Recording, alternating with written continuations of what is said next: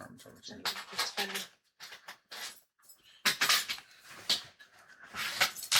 No more spending on this girl. Maybe just like get like a thing.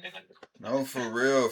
No more spending. Like, you know what I'm saying? We don't need to spend money to have a good time. I spent up to like $50 yesterday with that. No, you didn't. You spent more than that, Gene. You spent more than that. I'm be real with you. You spent more than that. Like, but I mean, no, actually, yeah, it was not. I mean, not bad.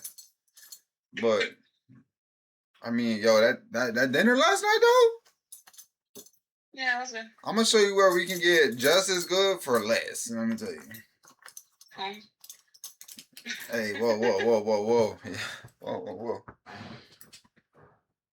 Please like home. I'm gonna eat here, so you should eat. Yeah. I'm just gonna be chilling. I'm gonna be chilling. I don't need to eat all the time. Later.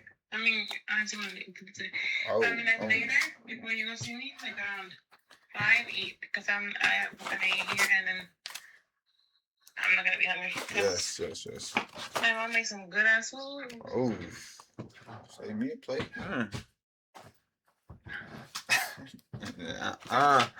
She didn't make too much. Once she makes a lot, I'm gonna bring you some, but she didn't make too much. What time? 12:30. Yeah. No, it's a Monday.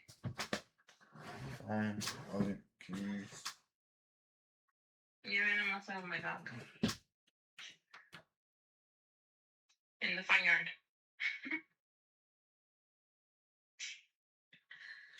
And my 2 dogs and the neighbor dog is over there. Show on. Mojos. It's like mom's like my ex-boyfriend used to be saying, you put on a show for the world to see. I'm like, no, I put on a show for the people who are outside of the gate who come by. Hey, chill out now. Outside of the gate. It's because the more you show it,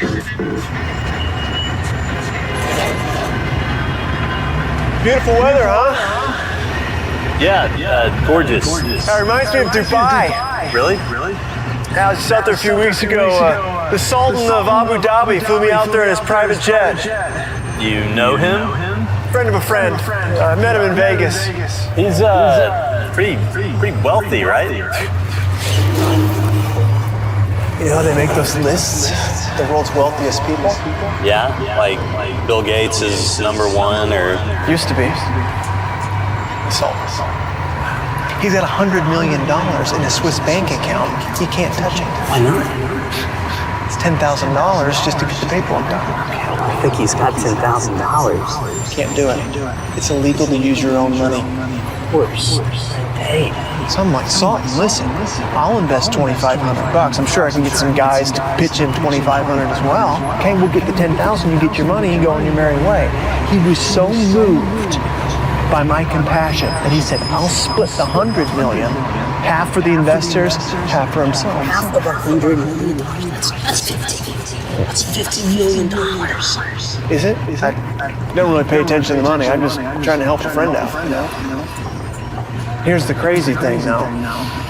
We just need one more guy to pitch in $2,500. Dude, that's me. I'm the guy. I can do that. Yeah. I barely know you. I don't want to impose. No. Hey, let me call my wife. Hey, I'll clear it with her. Wish there was time. What do you mean? I have to have the money by 6 p.m. when the whole deal's on. That's in like 3 minutes. You know, I'm sorry for bringing this up. Wait, I don't wait. impose. Oh, no. Thank you. Nice to meet you. Who do I wire the money to? You could be anywhere doing a lot of different things, but you chose to be here. Some shows don't need a celebrity director to introduce the show. But this show does. In a world filled with endless opportunities, why would two men who have built 13 multi-million-dollar businesses altruistically invest 5 hours per day to teach you the best practice business systems and moves that you can use? Because they believe in you. And they have a lot of time in their hands. They started from the bottom, now they're here. It's the Thrive Time Show starring the former U.S. Small Business Administration's Entrepreneur of the Year, Clay Clark, and the entrepreneur trapped inside an optometrist's body, Dr. Robert Zutner. Two men, 8 kids, co-created by two different women. 13 multi-million-dollar businesses. We started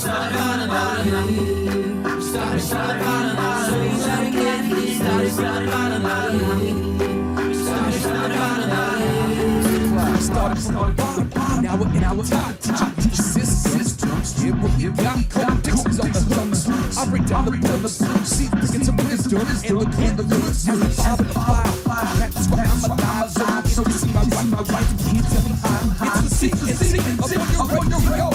And now 3, 2, 1, here we go.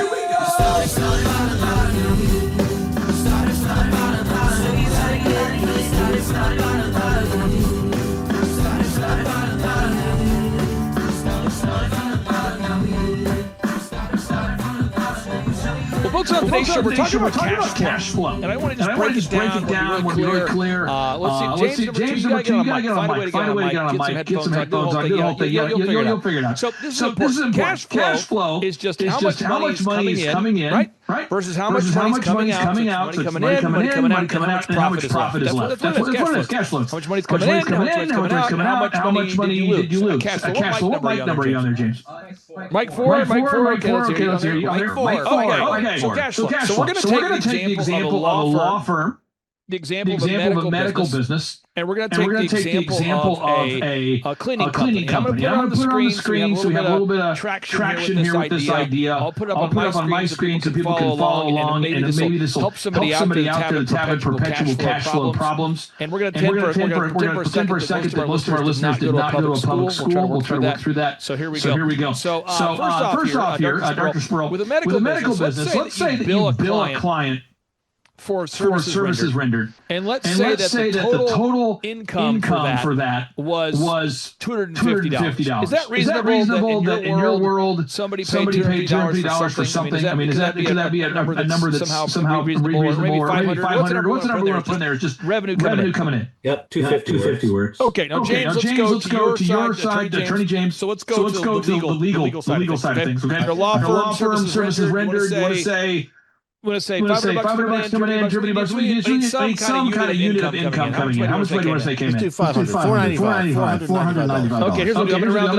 it up. So now what's happening is we're all going to say that in the medical space, you brought in $500. In the legal space, you brought in $500. And in the cleaning space, you brought in $500. Just so it's equal here. Now, each business has a different margin to it, a different profit margin. All right? So the cleaning business, if you're going to bring in $500, there's going to be certain expenses that go out related to cleaning that are different from legal, different from medical. And Dr. Sparrow, I want to start right there. When you first opened your medical clinic and you first started seeing money coming in, was it tempting to think that very little of that would actually stay in your account? Or did you right away have a pessimistic view about cash flow?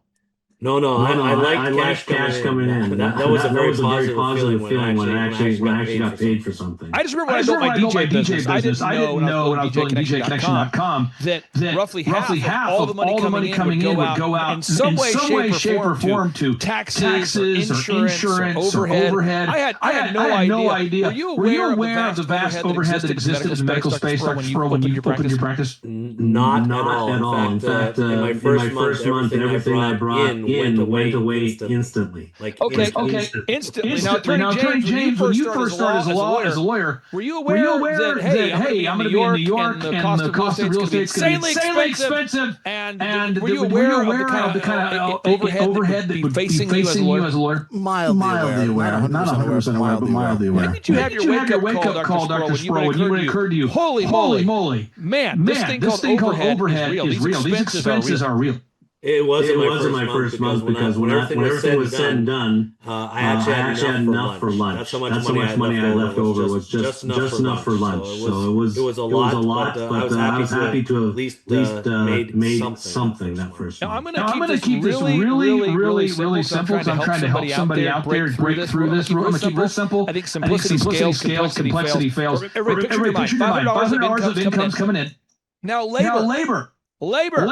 Now, what you want to do is merit-based pay. So, James, let's talk through it real quick. If you had a legal assistant was helping you with some of your legal processes, Dr. Sperl, if you had a medical assistant helping you, James, if you had a cleaning assistant or a cleaner working with you, could we say, is it possible that we could keep our labor at 25% of our gross revenue? Dr. Sperl, could we try to do that? Is that even a sane idea to try to keep our labor to 25% of gross revenue? Is that even possible? In the healthcare, it's really hard. The range is 25 to 50%, but yeah, it's possible. Okay, I'm just going to put 25% in here just to try to give us some sort of baseline here. If you're saying up to half, I mean, what's a... Woo!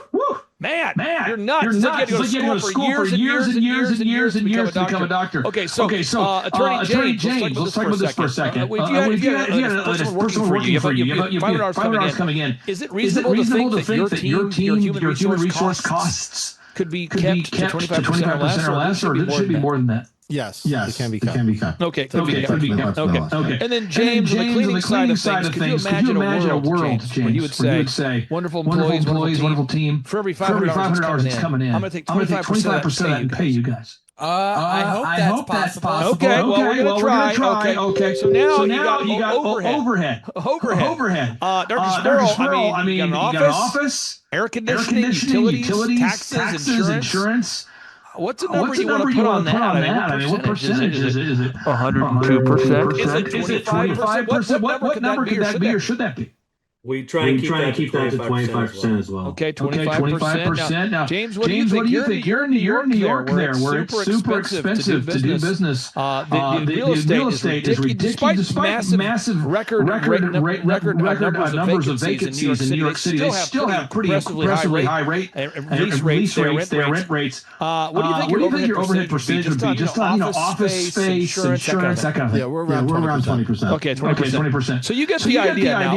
What happens is, James, I see non-attorney James. I see a lot of people, they go out in the marketplace and they say, these are the numbers that I'm going to go with.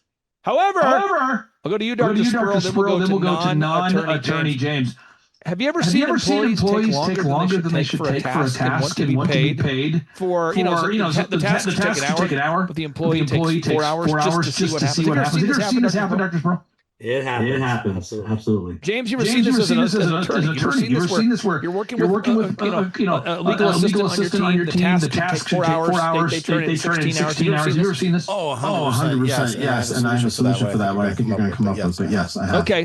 So James, how could you see this getting crazy? As a home cleaning business, how could you see the employees? Not that any of our listeners would do this. How could you see? Not that any other employees ever done this before. But according to Inc. magazine right now, 85% of employees lie on resumes. Not our listeners. Okay. They lie on resumes. They just make stuff up on the resumes. And according to the U.S. Chamber, 75% of employees now admit to stealing from the workplace. Could you ever picture, James, in a scenario where you have a great team of people that would make up their hours? Oh yeah, I could see that so much, especially being in the military. The military is like the king and queen of this idea where you go and you hide and you sleep in the back area, and then your shift is over. You were in the military. Yeah, I was in there.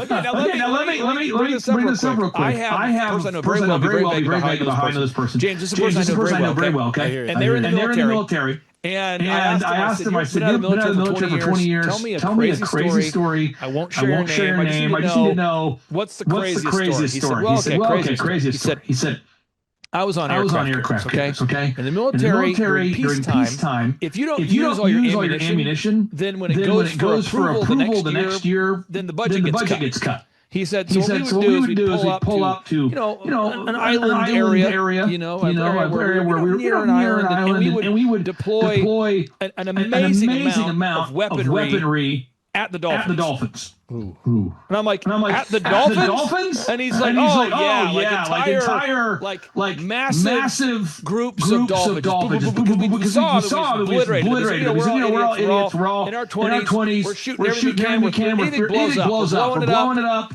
That's what we did. That's what we did. I go, no way. He's like, you asked me. This is what we did. Now, the story is now about 40 years old. But that's a real thing. And I go, come on. He goes, no. And also, we would go up in the fighters because this guy did some pilot work there. He said, we'd go up there and we'd just do joyrides and do all sorts of crazy maneuvers and things you weren't supposed to do. We'd fly into the wrong territories. This is what we do. And I go,